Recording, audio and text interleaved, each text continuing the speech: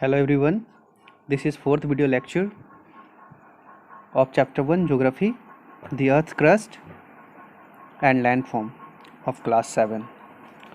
So ये last video lecture होगा, ठीक है ना।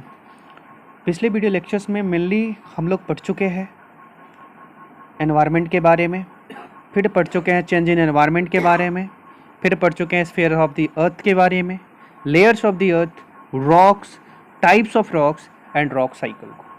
अगर आप इन सबको नहीं पढ़े हैं तो हमारे प्रीवियस वीडियो लेक्चर्स अपलोडेड हैं MPS academy official playlist class 7 में, आपको मिल जाएगा। वहाँ से जाकर पहले आप उस वीडियो को देखेंगे, तब जाकर आपको ये वीडियो समझ में आएगा। Now so come to the point, that is development of landforms. तो जो डेवलपमेंट हुए लैंडफॉर्म्स के वो कैसे होते हैं और क्यों होते हैं, सो इसके बारे में हम लोग क्या करेंगे, देखेंगे। अब लैंडफॉर्म्स को इन हिंदी में कहते हैं भू आकृति। जो बनावट होती है ना भूमि की, वो हर जगह एक समान नहीं होती है। फॉर एग्जांपल, हर जगह प्लेन्स आपको नहीं मिलेंगे, हर जगह माउंटेन्स भी आपको नहीं मिलेंगे, है ना। तो अलग अलग जो बनावट होती है लैंडफॉर्म्स की, वो कैसे होती है, उस चीज़ों को हम लोग देखेंगे। फिर इसमें हम लोग देखेंगे टेक्टोनिक प्रोसेस क्या होते हैं, है ना। तो चलिए स्टार्ट करते हैं। सो देखिए, major landform like mountains develop होता है mainly due to the force जो कि ओरिजिनेट होता है अर्थ के सरफेस के नीचे, बिलो द अर्थ सरफेस, ठीक है ना। और ये फोर्सेस से क्या होता है, जो अर्थ का मूवमेंट है ना, जो अर्थ की गति है, मूवमेंट है, वो क्या हो जाता है, स्लो हो जाता है, जिसके कारण क्या होता है कि न्यू लैंडफॉर्म्स जो हैं वो बिल्ड होते हैं, बनते हैं। और सडन अर्थ जो मूवमेंट होता है ना, जिससे क्या होता है कि जो एग्जिस्टिंग लैंडफॉर्म होता है, यानी पहले से जो लैंडफॉर्म होता है, पहले से जो भू आकृति बनी होती है, उसमें भी क्या आ जाता है, चेंजेस आ जाते हैं, वो मॉडिफाई हो जाता है, परिवर्तित हो जाता है।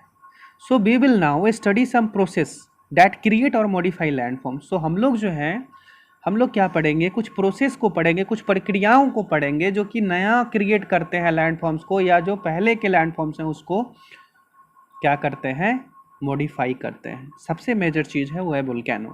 वोल्केनो को इन हिंदी में क्या कहते हैं, ज्वालामुखी, ठीक है, ज्वालामुखी कहते हैं, ठीक है। अब देखिए, a volcano is a vent, है ना, और an opening at a weak spot in the earth crust through which magma erupt on to the surface as a lava. तो क्या होता है कि वोल्केनो एक तरह का वेंट है, वेंट मतलब एक ओपनिंग पॉइंट, ठीक है ना। कहाँ पे होगा ये होगा आपको जहाँ पे भी सरफेस, अर्थ का जो क्रस्ट का सरफेस है वो वीक होगा, वहीं से ये क्या होगा, लावा जो है, मैग्मा जो है वो लावा बनकर बाहर आता है, ठीक है। सम टाइम लावा जो है कम होता है out through long deep cracks या फिशर्स के द्वारा इन दी अर्थ क्रस्ट। कभी कभी क्या होता है, जैसे क्रैक पड़ जाते हैं ना कभी कभी अर्थ के सरफेस पे, तो उस क्रैक के अंदर से, उस दरारों के अंदर से क्या होता है कि मैग्मा जो है वो बाहर आता है, जो लावा, ठीक है ना। तो उससे उसे भी क्या कहेंगे हम लोग, वोल्केनो ही कहेंगे, ठीक है, ज्वालामुखी ही कहेंगे, ठीक है। अब देखिए, during a volcanic eruptions, gases as steam and even pieces of rocks are spewed out along with lava। तो क्या होता है कि लावा के साथ जो वोल्केनिक eruptions होते हैं, तो लावा के साथ जो गैसेज होते हैं, वो जो धुआं ऐस होता है, वो स्टीम जो भाप होते हैं ना, वाटर वेपर जो होते हैं वो, और यहाँ तक कि जो रॉक का कुछ पीसेस होता है वो भी बाहर आता है। धीरे धीरे एस रॉक और जो सॉलिफाइड लावा है वो पाइलअप होता है अराउंड द वेंट और फॉर्म करता है कोनिकल हिल को जो जाना जाता है वोल्केनिक कोन के नाम से। हम लोग आगे इसे एक डायग्राम के थ्रू देखेंगे, ठीक है। जो वर्ड वोल्केनो है ये अल्सो यूज होता है रेफर करने के लिए वोल्केनिक कोन को, ठीक है ना। तो वोल्केनिक कोन और वोल्केनो लगभग एक ही होते हैं overall. So Mount Etna in Sicily, Kilimanjaro in Tanzania and Kilauea and Mauna Kea in Hawaii are example of volcano. तो दीज आर एग्जाम्पल ऑफ क्या, वोल्केनो, है ना। अब देखिए, ये कुछ एग्जाम्पल्स दिए गए हैं। देखिए, जो टॉप होता है ना, जो top of a volcanic cone has a cup like depression called crater. तो जो वोल्केनिक कोन होता है ना, और उसका जो डिप्रेशन होता है उसमें जो धसा हुआ पार्ट रहता है वो एक कप की तरह होता है, जिसे क्या कहते हैं, क्रेटर कहते हैं, ठीक है ना। आगे इसे भी हम लोग डायग्राम में देखेंगे। मैग्मा जब रीच करता है क्रेटर के through a vertical pipe like passage, तो ओरिजिनल वोल्केनो जो होता है वो अंडरगो चला जाता है, मतलब उसके ऊपर लेयर बनना शुरू हो जाता है और न्यू कोन्स जो है वो डेवलप हो जाता है। और जो ओरिजिनल क्रेटर होता है वो धीरे धीरे वाइडर हो जाता है और सैलोवर हो जाता है after a fresh eruption, such as in large crater is called caldera. तो जो इस तरह से जो प्रोसेस से बनता है, तो वो जो क्रेटर होता है वो धीरे धीरे वाइडर और सैलोवर होने के कारण कल्डेरा बन जाता है। अब देखेंगे यहाँ पर एक डायग्राम। अब देखिए यहाँ पर आपको एक वोल्केनिक कोन या एक वोल्केनो दिख रहा होगा। सिंपल सी बात है, यहाँ पर देखिए ये अर्थ का क्रस्ट है, ठीक है। अब यहाँ पे ये क्या हुआ है कि ये क्रैक हुआ है, यहाँ पे इस वाले पार्ट पे ये क्रैक हुआ है, ठीक है। तो इन वाले पार्ट से क्या हो रहा है कि धीरे धीरे मैग्मा जो है वो लावा बनकर क्या हो रहा है बाबू, वो बाहर आ रहा है, ठीक है। और स्टार्टिंग में ये आया होगा तो ये धीरे धीरे यहाँ पर जो है पाइलअप होना शुरू हो गया होगा, फिर ये पाइलअप हुआ होगा, फिर ये। अब यहाँ पर देखिए ये जो है, जो इसका ओपनिंग पॉइंट होता है उसे वेंट कहते हैं, और जो कप लाइक डिप्रेशन यहाँ पर आपको दिख रहा है वो क्रेटर कहलाता है, ठीक है ना। ये लावा फ्लो हो रहा है बाहर से, है ना, अंदर से बाहर आया फिर ऊपर से नीचे की तरफ क्या हो रहा है, स्प्रेड हो रहा है। और ये जो नीचे मैग्मा है ना, वो बाहर जब आता है तो वो लावा कहलाता है। याद रखेंगे, पिछले वीडियो लेक्चर में शायद मैंने बताया होगा, लेकिन मैं फिर से रिपीट कर दे रहा हूँ। जो मैग्मा होता है वो जो अर्थ के अंदर होता है, और वही मैग्मा जब अर्थ के सरफेस के बाहर आ जाता है तो वो लावा कहलाता है। इतना ही सा अंतर है मेनली। अब देखिए जो वोल्केनिक आइलैंड्स होते हैं वो क्या होते हैं, जो top of volcanic cone formed on the sea floor में rise above the water to form a new island. तो समटाइम क्या होता है कि मान लीजिए, ये देखिए, मान लीजिए कि ये एक यहाँ पे मान लीजिए कि ये एक क्या था, वाटर सरफेस था, और धीरे धीरे क्या हुआ कि इस वाटर सरफेस से ये जो वोल्केनो है ये धीरे धीरे ऊपर की तरफ आ गया, ठीक है। और ये वाला पार्ट जो है वो पानी के ऊपर आ गया, ठीक है ना। तो ये वाला जो पार्ट होगा वही क्या कहलाएगा, वोल्केनिक आइलैंड कहलाएगा। क्लियर है, यानी कोई भी वोल्केनो पानी के अंदर रहा होगा और धीरे धीरे वो अपने मैग्मा को क्या करेगा, ऊपर की तरफ लाएगा एज ए लावा, और वो धीरे धीरे सॉलिडिफाई होकर क्या बनाएगा, एक सरफेस, अगर सॉलिड सरफेस बना देगा, है ना, over the ocean, on the ocean, तो वो क्या कहलाएगा, वही कहलाएगा वोल्केनिक आइलैंड, ठीक है। अब देखिए the island of Surtsey near Iceland in such an island. तो एक एग्जाम्पल यहाँ पर दिया गया है कि जो सर्स्टी जो है आइलैंड के पास, है ना, एक तरह का, सॉरी, आइसलैंड के पास जो सर्स्टी नाम का एक आइलैंड है वो क्या है, इसी तरह का एक एग्जाम्पल है। Such an island will disappear if the top of the volcano is blown off by a violent eruption. तो कभी कभी क्या होता है ना कि इस तरह का जो वोल्केनो है कभी कभी डिसअपियर हो जाता है, अगर उसका जो टॉप वोल्केनो है ना वो ब्लाउन ऑफ हो जाएगा बाय अ वायलेंट इरप्शन। तो कभी बहुत बड़ा विस्फोट हो जाने के कारण क्या हो जाएगा, अगर वो टूट फूट जाएगा तो क्या हो जाएगा, जो सॉलिड पार्ट होगा वो पानी के अंदर सबमर्ज हो जाता है, तो फिर वो आइलैंड नहीं रहेगा। अब देखेंगे टेक्टोनिक प्रोसेस को। देखिए जो अर्थ का लिथोस्फीयर है ये ब्रोकन है up to into several pieces, है ना, मेजर 7 है और उसके बाद बहुत सारा है। तो just like a piece of a large jigsaw puzzle, ठीक है ना। अब ये जो पीसेस होते हैं ये जाने जाते हैं प्लेट्स के नाम से। ये फ्लोट करते हैं कहाँ पे, सॉफ्ट लेयर जो होता है ना मेंटल का, वहाँ पर।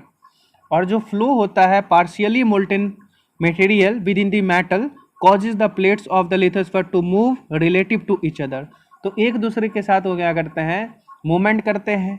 As the plates move they push pull side slide rise sink bend and break. तो क्या होता है कि जैसे जैसे वो मूव करते हैं तो ये पुश करते हैं, धक्के देते हैं, खिंचाव करते हैं, स्लाइड करते हैं, राइज होते हैं, और यहाँ तक कि सिंक भी होते हैं, यानी डूबते भी हैं और उबरते भी हैं। इसके अलावा बेंड होते हैं, मुड़ते हैं, और ब्रेक होते हैं, टूटते भी हैं।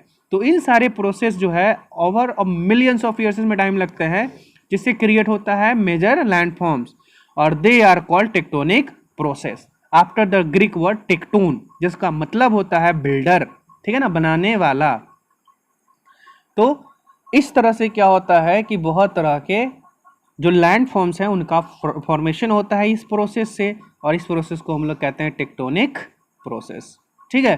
प्लेट्स मूवमेंट जो है वो कॉज करता है क्या क्या उससे प्रॉब्लम होती है, देखिए वोल्केनिक एक्टिविटी को, उसके अलावा जो अर्थक्वेक्स आते हैं वो भी इसके कारण से हो सकता है, specially at the margin of the moving plate. Margins क्या होता है ना कि अगर मान लीजिए यहाँ पर एक प्लेट है और यहाँ पर एक प्लेट है, तो ये दोनों के बीच का जो एरिया होगा ये मार्जिन कहलाता है, ठीक है ना। अब देखिए N earthquake is a sudden and violent, earthquake क्या होता है, इसको हिंदी में कहते हैं भूकंप, ठीक है ना, भूकंप। आपको पता होगा, आपने एक्सपीरियंस भी किया होगा भूकंप को। An earthquake is a sudden and violent shaking of the earth surface, most earthquakes are caused by the movement of plates of the lithosphere, volcanic eruptions also cause earthquake. तो क्या है कि जो अर्थक्वेक जो है एक सडन और violent shaking है, शेकिंग मतलब जो हिलना होता है अर्थ के सरफेस का, वो है ना। इससे क्या होता है, मोस्ट अर्थक्वेक जो होते हैं वो कॉज्ड होता है मूवमेंट ऑफ द प्लेट्स के कारण, है ना, जो लिथोस्फीयर का मूवमेंट होता है टेक्टोनिक प्रोसेस के ड्यूरिंग, है ना, दौरान, उसके समय। उसके अलावा जो वोल्केनिक इरप्शंस होता है वो भी अर्थक्वेक क्रिएट कर सकता है, लेकिन ये ज़्यादा बड़ा नहीं होता है, इनका जो एरिया होता है वो काफ़ी कम होता है, इनका जो इफेक्ट होता है वो काफ़ी कम एरिया के लिए होता है। अब देखिए earthquake usually last for only a few second, तो अर्थक्वेक जो है बहुत ही कम समय के लिए आता है, मतलब कुछ सेकंडों के लिए आता है, लेकिन ये वायलेंट इतना ज़्यादा होता है कि ये काफ़ी ज़्यादा डैमेज, है ना, और जो है लाइफ का, उसके अलावा प्रॉपर्टी का वो क्रिएट कर देता है, ठीक है। अब देखिए जो पॉइंट होता है at the some depth below the earth surface where the vibration of an earthquake begin is called the focus. तो देखिए वो वाला पॉइंट जो डेप्थ बिलो जो अर्थ सरफेस होता है, जहाँ पे वाइब्रेशन होते हैं अर्थक्वेक का, वो स्टार्ट होता है, वो वाला एरिया क्या कहलाता है, वो पार्ट क्या कहलाता है, वो पार्ट कहलाता है focus. From there the vibration spread in all direction much like the ripples caused by the dropping of a stone into a pool of water. The point on the earth surface that lies directly above the focus is called epicentre. तो क्या होता है कि मान लीजिए कि यहाँ पे मान लेते हैं कि यहाँ पे अर्थक्वेक का वाइब्रेशन देखा गया, और इसे क्या कहते हैं, इसे फोकस कहते हैं, और इसके जस्ट ऊपर अर्थ सरफेस है, तो ये वाला पार्ट जो होगा, ये वाला पार्ट क्या कहलाएगा, ये वाला पार्ट कहलाएगा आपका एपिसेंटर, ठीक है। यानी ये वाला फोकस कहलाएगा और ये वाला क्या कहलाएगा, एपिसेंटर कहलाएगा। जो डायरेक्टली अबव द फोकस का होगा वो एपिसेंटर कहलाएगा। जो देखिए वाइब्रेशन होता है और रीच करता है this point first and then spread होता है आउटवर्ड ओवर द सरफेस। तो सबसे पहले फोकस, उसके ऊपर जब वो फैलेगा उसको क्या कहेंगे, एपिसेंटर, और एपिसेंटर से ही वो चारों तरफ वाइब्रेशन जो है वो क्या होगा, वो फैलेगा, ठीक है। अब देखिए थस द एपिसेंटर जो होता है वहाँ पे काफ़ी ज़्यादा सफ़र होते हैं और मैक्सिमम डिस्ट्रक्शन होता है वहाँ पर, मतलब सबसे ज़्यादा डैमेजेस होंगे तो एपिसेंटर के पास ही होंगे, ठीक है। अब देखिए अर्थक्वेक जो है वो क्रिएट नहीं कर पाता है मेजर लैंडफॉर्म को, हाँ, लेकिन इसके कुछ इफेक्ट से जो एग्जिस्टिंग लैंडफॉर्म होता है उसमें कुछ चेंजेज आ जाते हैं। फॉर एग्जांपल दे में cause crack the open in the ground and they में आल्सो लीड टू लैंडस्लाइड और cause the giant waves in the oceans. तो क्या है कि इसके एग्जाम्पल में अगर देखा जाए कि क्या क्या कर सकता है, तो कभी कभी ये क्रैक जो है ना ग्राउंड के ऊपर वो कर देता है, दरारें बड़ी बड़ी बना देता है। उसके अलावा ये जो है लैंडस्लाइड्स भी क्रिएट कर सकता है, और इसके साथ साथ ये जाइंट वेव्स जो है ओशन के अंदर, जिसे सुनामी वगैरह होता है, उस तरह का भी ये क्रिएट कर सकता है। अब देखिए मेजरिंग अर्थक्वेक को कैसे हम लोग मेजर करते हैं, ठीक है ना। तो जो इंस्ट्रूमेंट यूज्ड होता है रिकॉर्डिंग और मेजरिंग करने के लिए वाइब्रेशन ऑफ एन अर्थक्वेक, उसे क्या कहते हैं, सिस्मोग्राफ कहते हैं, ठीक है। और जो मैग्नीट्यूड होता है of an earthquake depend on the energy release, वो कितना एनर्जी रिलीज करता है उसके ऊपर डिपेंड करता है कि उसका मैग्नीट्यूड क्या है, उसकी पावर क्या है। And it is measured usually from 0 to 10 on a scale called the Richter scale. तो ये एक स्केल से मापा जाता है जिसे रिएक्टर स्केल कहते हैं, और वो 0 से 10 का उसमें क्या होता है, लाइनिंग बनी होती है। अब देखिए consecutive whole numbers on this scale represent about 30 time increase in energy released during an earthquake. Thus an earthquake measuring 7 on the Richter scale is 30 times more. तो यहाँ पर क्या होता है कि 0 to 10 का मतलब ये मत समझिए कि मतलब 1 टाइम्स, बल्कि ये 30 टाइम्स इंक्रीज करता है, एनर्जी को रिलीज करता है ना। अगर 7 है तो वो 30 टाइम्स है, मोर देन 7, है ना। अब देखिए 7 then that measures 6। However the damage an earthquake cause depend on many factors such as the type of soil, types of building, quality of construction, population density, etc. Generally, earthquake measuring 2 or less on the Richter scale are not even felt by us. The ones that cause damage usually measure 5 or more. तो क्या है कि mainly ये depend करता है, earthquake जो damage है वो डिपेंड करता है कि कहाँ पे हो रहा है। जैसे वहाँ का टाइप ऑफ सॉइल जो है, वहाँ की जो बिल्डिंग है उसकी क्वालिटी कैसी है, कंस्ट्रक्शन की, पॉपुलेशन कितना है, डेंसिटी क्या है, तो इन सब जगह पर वो ज़्यादा डैमेज करेगा, और जहाँ पे पॉपुलेशन वगैरह कंस्ट्रक्शन वगैरह नहीं रहेगा वहाँ पे कम होता है। अर्थक्विक मेजर करता है 2 या उससे कम रिक्टर स्केल पर, वो उतना ज़्यादा पावरफुल नहीं होता है, उससे कुछ बड़ा सा हादसा नहीं होता है, काफ़ी ज़्यादा उससे डैमेज नहीं होता है, ठीक है। हाँ, लेकिन यूजली जो मेजर है 5 या उससे मोर, वो काफ़ी ज़्यादा डैमेज को क्रिएट कर देता है। अब देखिए सर्वाइविंग एन अर्थक्विक, जो अगर मान लीजिए कि आप ऐसी जगह पर हैं जहाँ पर अर्थक्विक आया है, तो आप कैसे सर्वाइव कर पाओगे, वहाँ पर आप कैसे जो है वहाँ पर बच पाओगे। तो ड्यूरिंग एन अर्थक्विक जो है, get away from the stoves and fire places. तो जो भी स्टोव है, फायर प्लेसेस है, ग्लास ऑब्जेक्ट्स हैं, विंडोज़ है और थिंग्स जो कि गिर सकता है आपके ऊपर, उन सब चीज़ों से वहाँ से क्या हो जाए, आप दूर हट जाए। उसके अलावा क्राउल करें अंडर अ टेबल और अ बेड और a crouch near an inner wall. या तो आप क्या कर सकते हो, अगर कोई टेबल है ना, या कोई बेड है, उसके नीचे आप क्राउल करके बैठ जाओ एकदम से। उसके अलावा आप क्राउच कर सकते हो इनर वॉल के पास। उसके अलावा कवर कर सकते हो हेड को, फेस को अपने हाथ से, और do not use the lift use नहीं करेंगे, ठीक है ना। रिमेंबर रखने वाली बात है कि आप किसी भी हालत में अगर अर्थक्विक होता है और अगर आप किसी बिल्डिंग के अंदर फंसे हुए हो, तो आप लिफ्ट यूज़ नहीं करेंगे, आप स्टेयर्स के माध्यम से नीचे उतरेंगे, आप सीढ़ियों के माध्यम से नीचे उतरेंगे, ना कि लिफ्ट के माध्यम से। क्योंकि हो सकता है कुछ टेक्निकल फॉल्ट के चलते अगर आप लिफ्ट के अंदर हैं तो हो सकता है कि लिफ्ट काम करना बंद कर दे और आप लिफ्ट के अंदर ही फंसे रह जाएं। फिर वैसी स्थिति में आप बहुत ज़्यादा प्रॉब्लम में आ सकते हैं।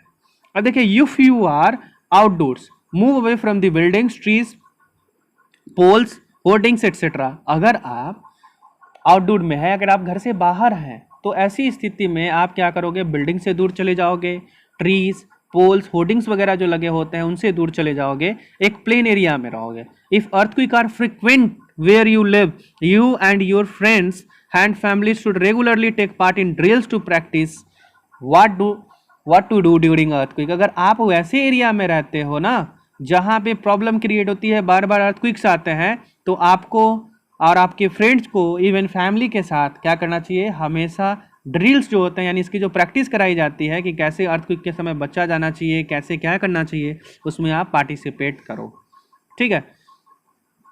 अब देखिए, अर्थक्वेक जो है एक भुज में आया था, भुज एक जगह है गुजरात के अंदर, ठीक है ना, वहाँ पे आया था 2001 में।